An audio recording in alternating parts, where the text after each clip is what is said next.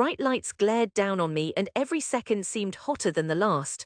My hands, clammy and weak, twisted the hem of my navy blazer as I stood in front of the panel. Four unsmiling faces, hair bristling grey or pressed severe, regarded me from behind a long table dotted with paperwork. Behind them, the blackboard was filled with musical notations from the auditions before me, but now it was wiped clean for my turn. I could feel the weight of every eye in that cramped university hall. My mother curled up her lips by the door, arms crossed, a doomed gesture I'd seen for years, always reserved for when I strayed. My older brother poked at his phone. I knew they didn't get why I'd signed up for this, didn't see the point in auditioning for the music school jury when I'd never once cared about the family pianoforte, the storied afternoons of batch that defined our lineage. But I dreamed my own strange dream since I was a child, and it wasn't Chopin or a place on this stage. Still, to make them proud that day, I tried to offer another version of myself. She needs a discipline, I'd overheard my abuela whisper to Mama last month. She wanders too much, all that talk about starting a company, building what apps. Madrid needs more waiters, not dreamers. They laughed and forgot I could hear them. I placed trembling fingers above the keys, facing a 5-page score I'd rehearsed with minimal success. I sucked in a deep breath, felt sweat slip cold down my back and forced myself to play. I got exactly 9 measures in before my brain caught fire. My middle finger slipped and hit a discordant note, a small, ugly sound that echoed louder with every tick of the metronome. One of the jury members frowned. I froze. The rest of it fled my head like pigeons startled from the plaza. It was as if someone had removed the music entirely from the air. A cough rippled from the panel. "Whenever you're ready," said the woman on the end, tone clipped and cold. I stared at my hands, feeling all the spaces where my dream didn't fit. Not just here, but at home, at school, among faces who'd decided long before that I belonged somewhere else. My hands shook so hard I pressed them to my lap to hide it. Somehow I began again, muddling through 2 more lines, skipping entire bars, my foot dragging lamely at the pedal. The sound was a wash of nothing, and at some point my vision blurred with tears.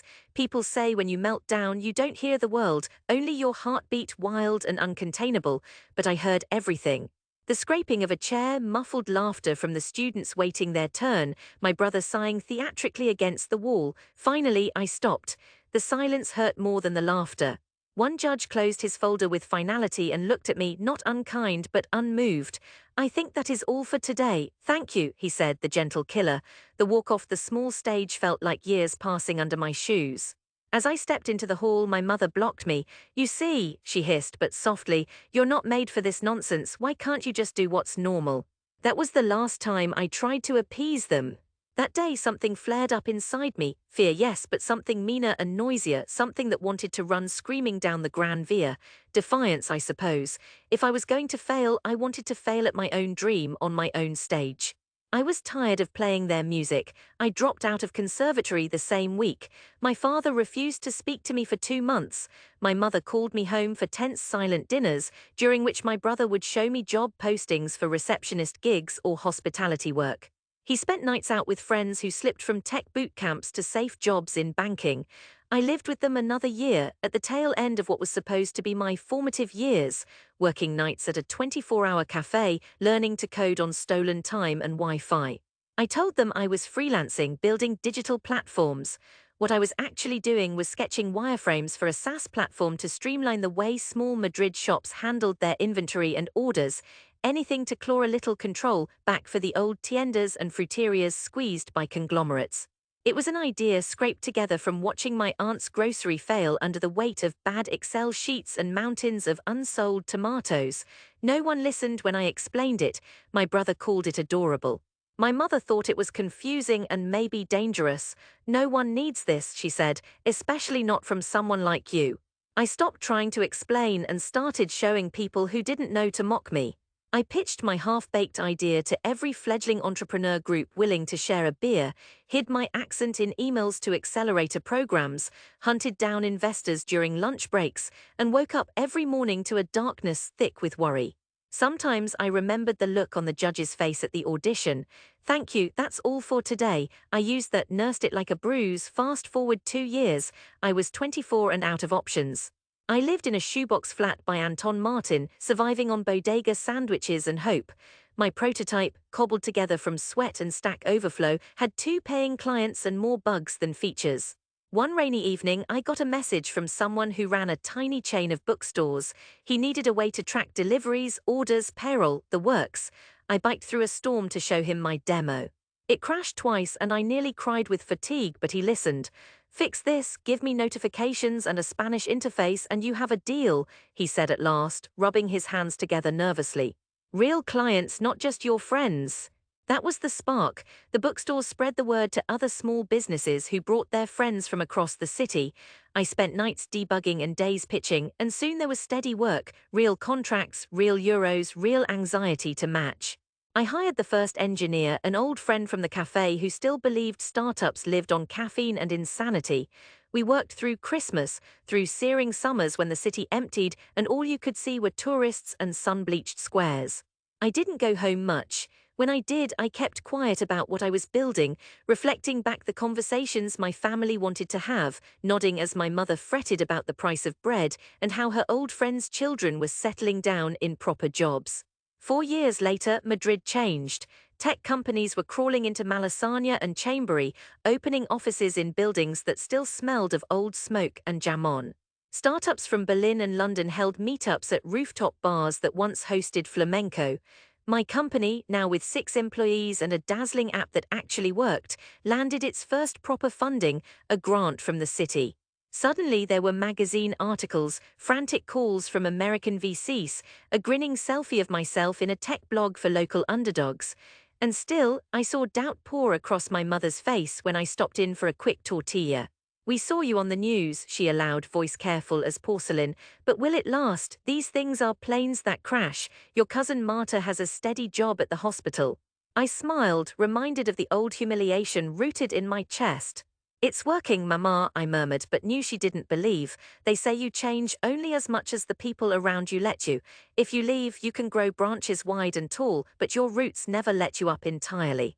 6 years after I'd melted down in the conservatory, I was invited back to the university, not to perform, but to give a talk at a new entrepreneurship program.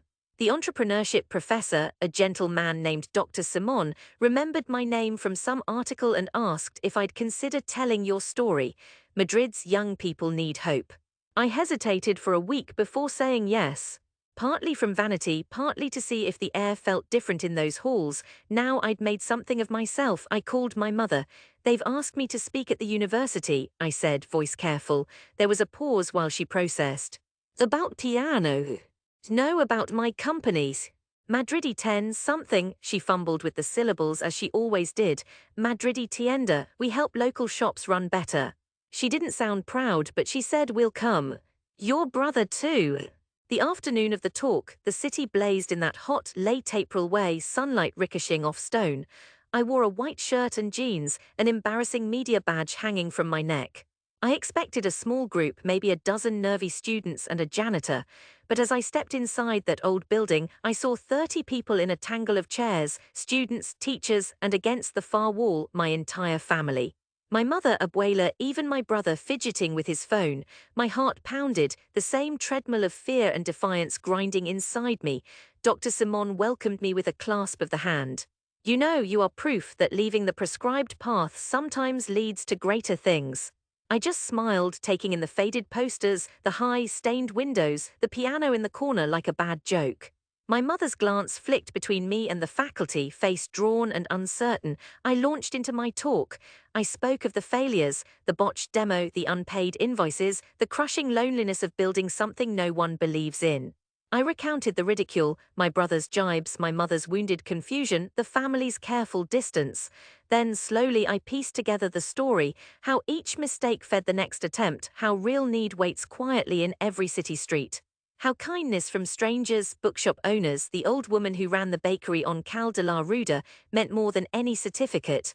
Halfway through, I turned to the projector and revealed our new customer dashboard, a map glowing with hundreds of dots all across Madrid. Real shops, real owners logging in, managing their heartbeats of business with a tool I'd built.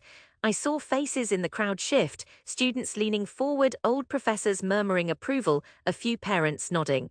But it was my own family whose eyes I searched for.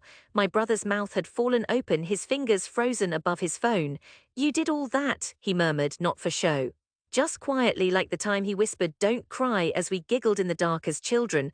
My mother looked from the screen to me, a dawning comprehension flooding her face. Not pride yet, not quite. But the beginnings of seeing me not as a disappointment or a lost musician, but as someone who'd crossed the plaza and returned with something she could touch. One teacher asked, "What was the hardest moment?" I laughed gently, feeling the knot loosen under my ribs. "Failing with everyone I loved watching," I said, "and surviving anyway." The students applauded. The dean pressed a folder into my hands, a token, nothing official but a kind of homecoming. Afterward, we all spilled into the sunlit courtyard. My mother hovered at the edge of the crowd. I walked to her, feeling the nervous energy of beginnings and endings. She took my hands, her voice wavering between laughter and apology. "Maybe you are made for this nonsense after all." She pressed a kiss to my cheek, then hurriedly wiped away tears. "You built something real in Madrid for people like us." My brother grinned, slapping my back, his old nervousness replaced by awe. "Drinks on me, you can finally buy now, right?" That night we returned to the old neighborhood, to the family's favorite taberna on Lavapiés. We ate jamon and olives, my abuela toasting quietly to all the ridiculous dreams we should have chased. At that table, amid laughter and warmth, I realized something more.